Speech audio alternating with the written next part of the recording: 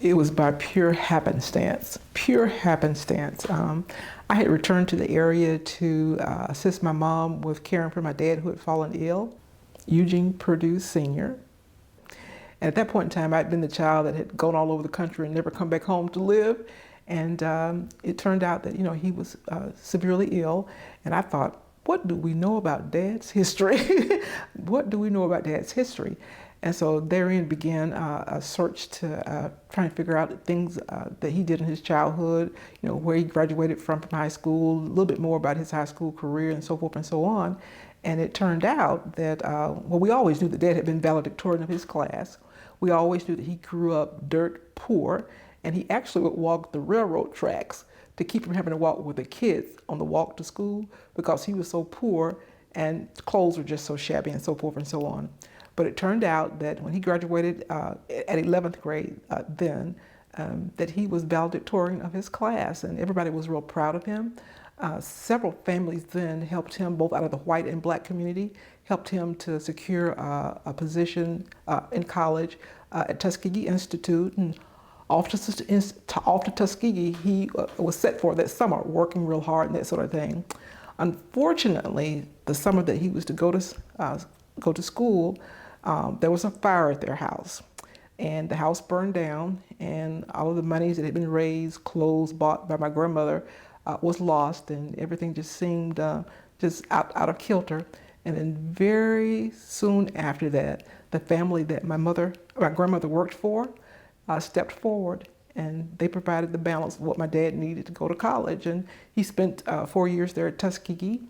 He came out as a tailor. He had admired a tailor that was here in the Rome area, thought he would set up a shop and do the same. But instead, he took the route of education. He taught at Fessenden Academy, a private school for boys down in Lower Georgia. When that campus closed, he came back to the Atlanta AU Center to get his PhD.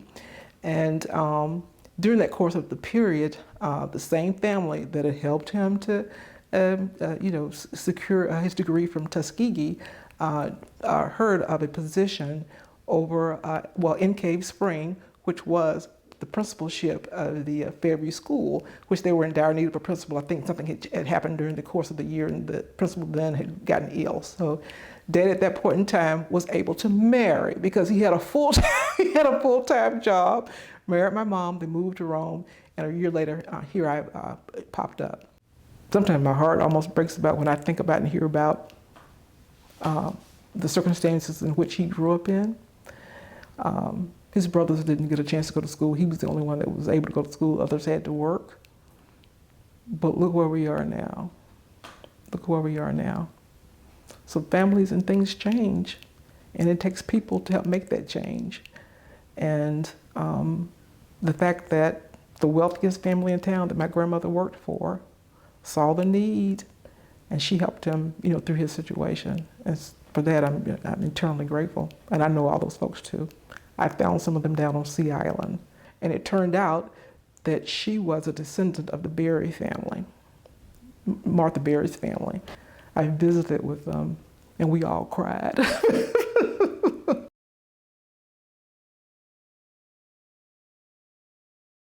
So I came back to the area, thought I'd fill in the missing spots of his career, and in so doing, the question came up of I wanted to see the building where Dad was principal.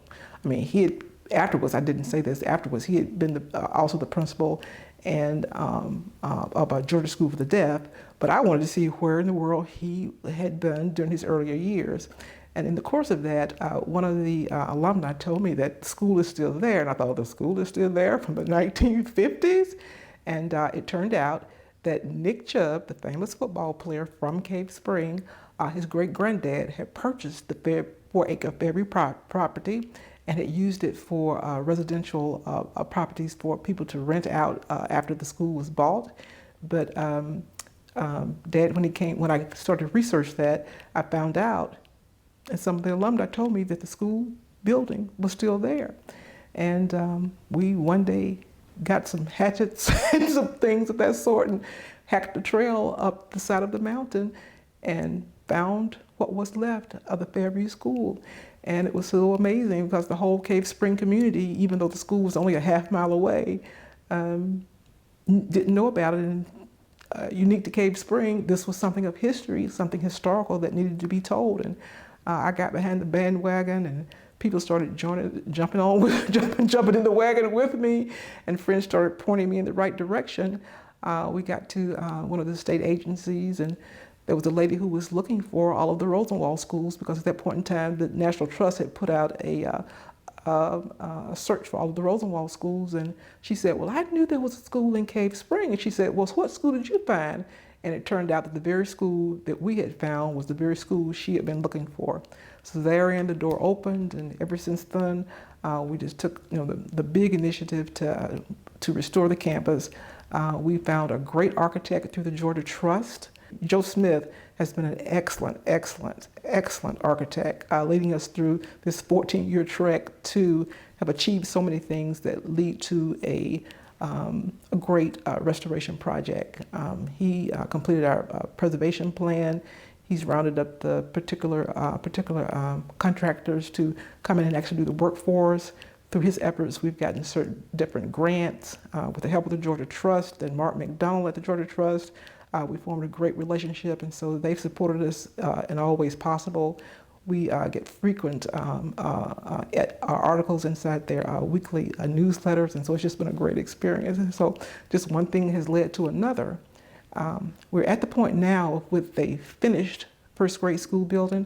We're ready to move to the next step, and that was to complete a master plan. We were fortunate enough to scrounge up $75,000 through a grant and through our fundraising efforts to bring in Smith Planning Group, a group out of Madisonville, Georgia, to prepare our master plan. That was a 1.5-year endeavor, but it was well worth it. It was well worth the $75,000. We now have a plan that's going to take us through 6 years of operations. It's laid out all of our financial requirements. There's an educational piece that will take us through 3-4 years. The educational piece is really kind of based around something similar to some of the camps out of, I can't remember the name of this camp now, but anyway, it's out of North Carolina, and we'll be able to bring kids in on a regular basis at some point in time to the campus to augment their educational experiences in the daily classroom. So we're really looking forward to it. The plan itself is gorgeous. It's going to be a place of attraction for not only children but for adults, because they too will enjoy the rich history that's to be told, that can be told here, and it's told from the memoirs of the alumni and various artifacts and information that we found in history books, around the county. And I always like to say, no matter what, is that the Floyd County Board of Education has their board meeting books back to right after the Civil War.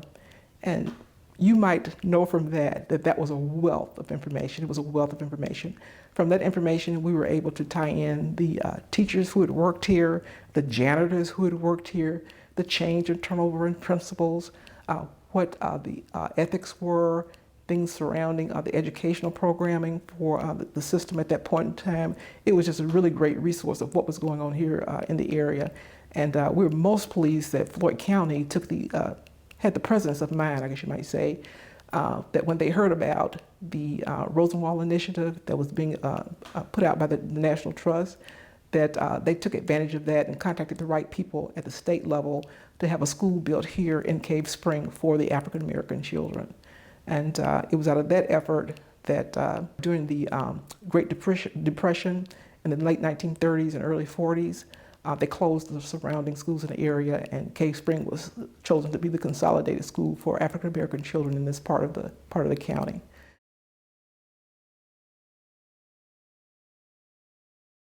Most of the students who attended here, I would say a handful, probably really from my interpreting, a handful went to college. I would say maybe a tenth of them went on to college.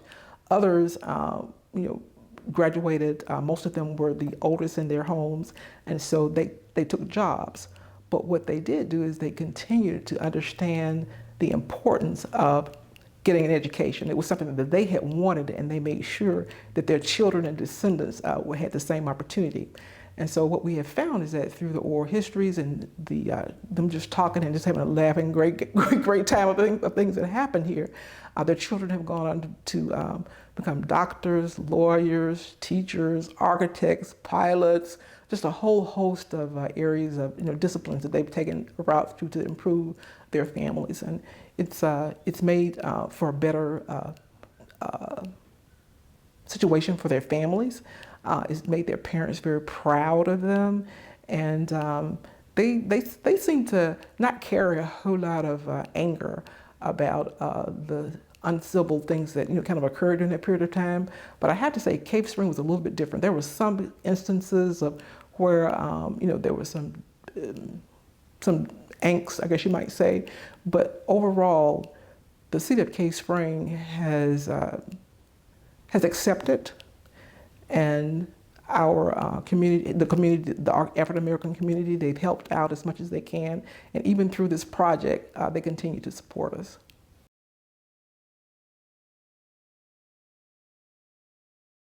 Well, even after we hacked up the hill, there was still kudzu growing all over the building. I mean, there was just all over the place.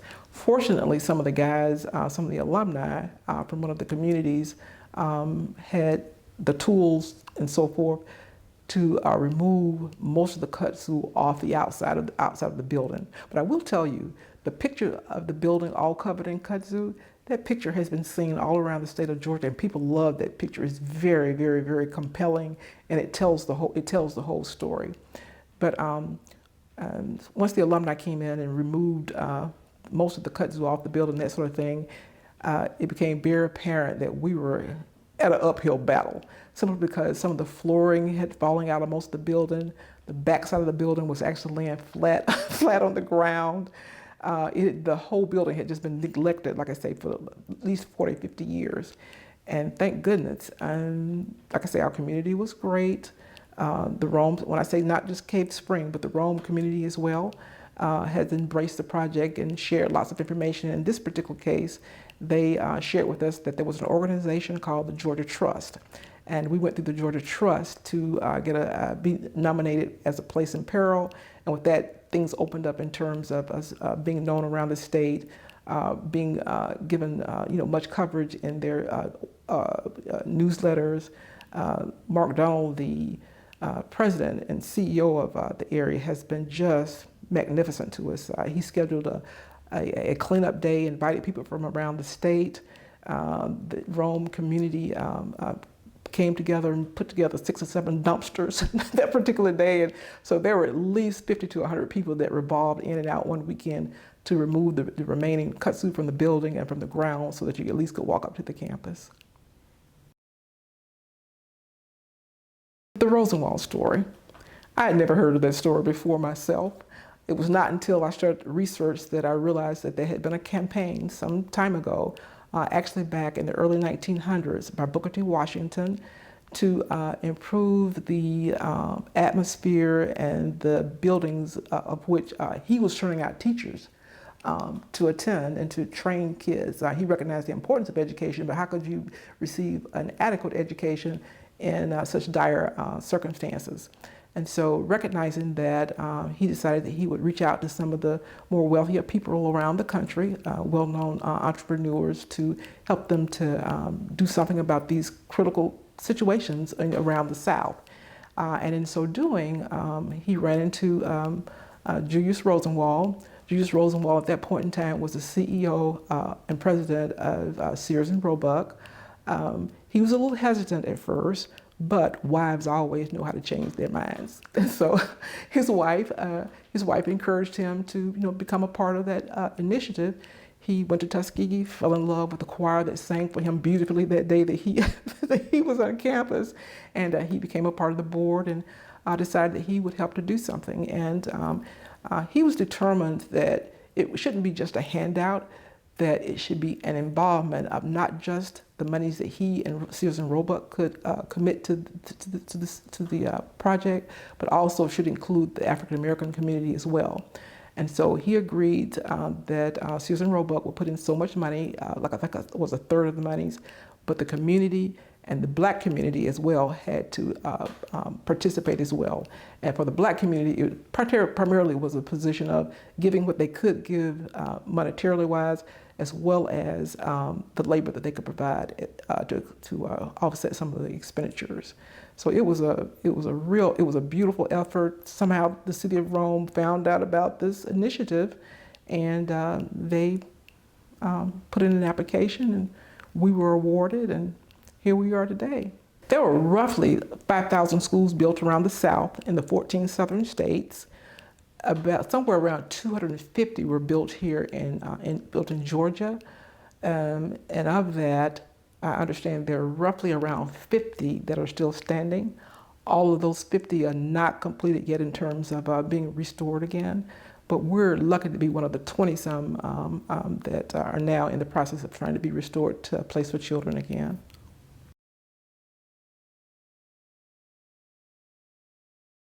I'm going to put it like this.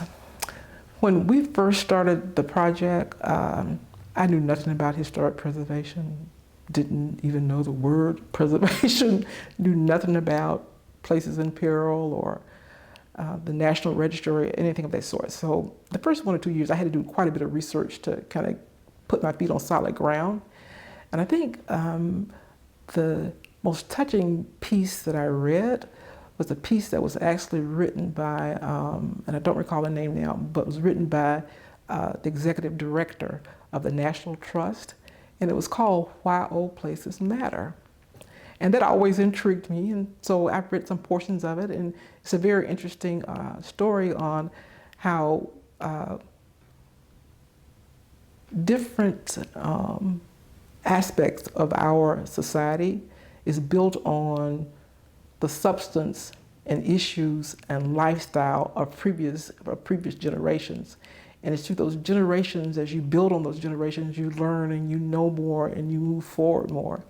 And so for the case of Fairview, Fairview began in very humble circumstances, because in this side of the country, of this area, there was no school other than this school to pretend in, and there was no way that kids were going to make their way out of their situation without an educational experience.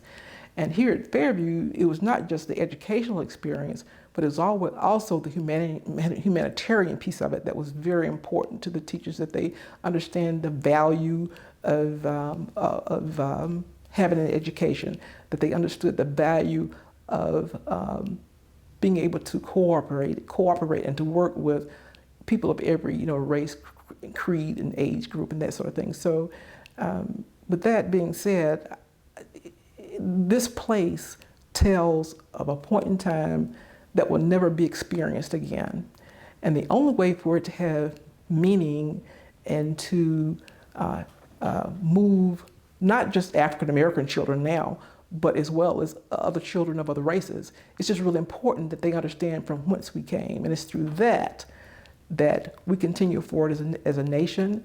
I think the movement in our nation now is very significant, and I think the Fairview School will play a very big role in bringing all of the new ideas and the bringing together of the country, of respecting all people of all races, creeds, and religions, and that sort of stuff. We'll have to bring them together. I'm hoping that on a more long-term basis, that we'll be able to maintain the Fairview campus so that it is not returned back to the kudzu again. I'd like to see it at some point in time become a part of a larger organization, so that we know that it will exist throughout humanity.